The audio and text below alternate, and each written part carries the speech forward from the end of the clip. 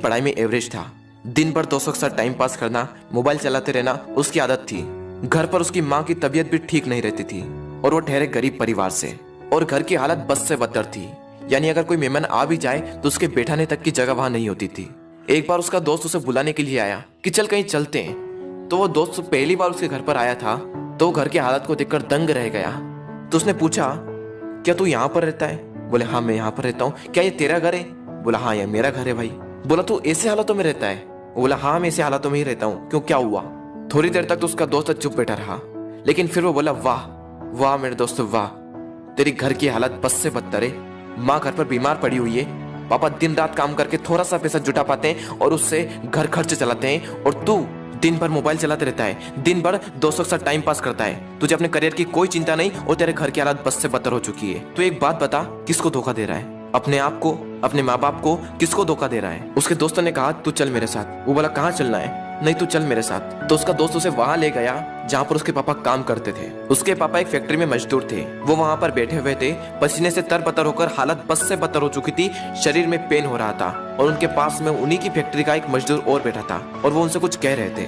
और वो कह रहे थे कि यार मेरी पत्नी घर पर बीमार है, इलाज कराने के लिए पैसे भी नहीं है। मैं दिन रात मेहनत करके सिर्फ 2 वक्त की रोटी जुटा पाता हूँ और उससे सिर्फ घर का खर्च चलता है और कहीं पैसा बच ही नहीं पाता। अभी तो बेटे के स्कूल की फीस भी भरनी है। यार इससे बेहतर तो मौत ही है। जिंदगी दुख का दूसरा नाम बन चुकी है। मैं तंग आ चुका हूँ इस जिंदगी से। अब तो सिर्फ मेरा बेटा ही मेरी आखिरी उम्मीद है। उसके पापा कह रहे थे कि देखना एक दिन मेरा बेटा इससे भी बड़ी फैक्ट्री का मालिक बनेगा। वो लड़का और उसका दोस्त दोनों उस चीज को देख रहे थे और पूरे गौर से सुन रहे थे। तभी उसके दोस्त ने कहा, देख देख कैसे जीते हैं तेरे पापा।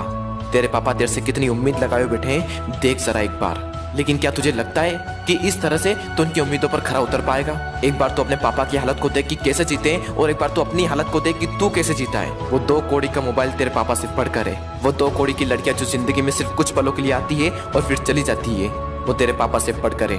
वाह मेरे दोस्त वाह, ये तो सिर्फ कुछ दिनों के लिए आएगी और फिर चली जाएगी। अरे बदल अपने हालातों को। यह सब देखकर और यह सब सुनकर उस लड़के के खून के आंसू टपक गए और उसने उसी वक्त निश्चय किया कि जिस फैक्ट्री में मेरे पापा काम करते हैं, आने वाले 5 साल के अंदर अंदर इससे भी बड़ी फैक्ट्री का मैं मालिक बनकर दिखाऊंगा। और उसके अंदर से चीख उठी थी कि मुझे कंपनी का मालिक बनना है, एक बहुत बड़ी कंपनी का मालिक बनना है, नौकर नहीं बनना है। और जैसे ही उसके अंदर से ये चीख निकली, वो दिन के लगातार 10 घंटे पढ़ने लगा। उसके दिमाग में सिर्फ एक ही लक्ष्य कि बहुत बड़ी कंपनी का मुझे मालिक बनना है। और उसके लिए मुझे क्या करना होगा? उसके लिए मुझे पढ़ना होगा और मैं पढ़ूंगा। कोई माई का लाल ऐसा नहीं है जो मुझे रोक सकता है पढ़ने से। और आखिरी के सिर्फ 1 महीने में पढ़कर पूरे स्टेट में टॉप कर दिखाया। सब लोग हैरान हो गए कि ये कैसे हो गया। सबकी आंखें फटी की फटी रह गई। सब लोग दंग रह गए कि हाउ इज दिस पॉसिबल। जब उसका इंटरव्यू हुआ और उससे पूछा गया कि ये सब कैसे हुआ, तब उसने कहा कि मुझे जिंदगी में कुछ नहीं चाहिए, मुझे तो सिर्फ अपने पापा के सपनों को पूरा करना है। मेरे पापा का सपना है कि जिस फैक्ट्री में वो काम करते हैं उससे भी बड़ी फैक्ट्री का एक दिन में मालिक बनकर दिखाऊं। सिर्फ इसी सपने को लेकर मैं इतना पढ़ पाया और अपने प्रदेश में फर्स्ट आ पाया। दोस्तों हो सकता है कि आप इस कहानी की शुरुआती पार्ट को अपने आप से रिलेट कर पाओ। इंडिया में मैक्सिमम लोग या तो मिडिल क्लास फैमिली से बिलोंग करते हैं या फिर पुअर फैमिली से बिलोंग करते हैं। हर बच्चे के पापा बहुत ही संघर्ष करके उसे पढ़ाते हैं। हो सकता है आपके घर की भी यही हालत हो। उस कहानी में उस लड़के ने रियलिटी को एक्सेप्ट करा और अपने हालातों को बदल दिया। लेकिन क्या आप रियलिटी को एक्सेप्ट करते हो?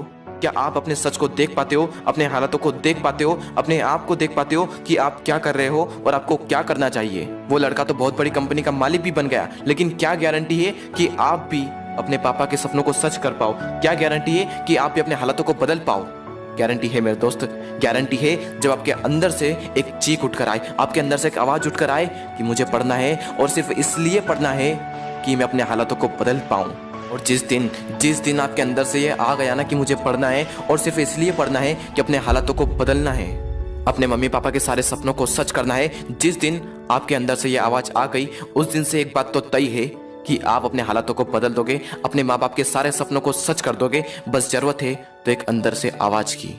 दोस्तों बहाने बनाने से कुछ नहीं होगा। बहाने तो हर कोई बनाता है, हर वो इंसान बनाता है जो कायर होता है। मेरा मन नहीं लगता, मुझे आलस आ रहे हैं, मुझे मैथ्स टफ लगता है, मुझे साइंस टफ लगता है, मुझे ये टफ लगता है, मुझे वो टफ लगता है। कुछ भी टफ नहीं है। जाकर पूछो उस टॉपर से कि तुझे क्या टफ लगता है। तो हमेशा हमें सिर्फ एक ही चीज सुनने को मिलती है कि पढ़ने वाले के लिए कुछ भी टफ नहीं है। और दोस्तों जिंदगी का भी यही वसूल है, करने वाला कुछ भी कर जाएगा और जो ना करने वाला है ना वो छोटी सी मुसीबत आने पर रुक जाएगा। बहाने बनाने में उसका कोई रिकॉर्ड नहीं। उसे दिन भर आलस आते रहेंगे, उसके अंदर की एनर्जी बाहर उठ ही नहीं पाएगी।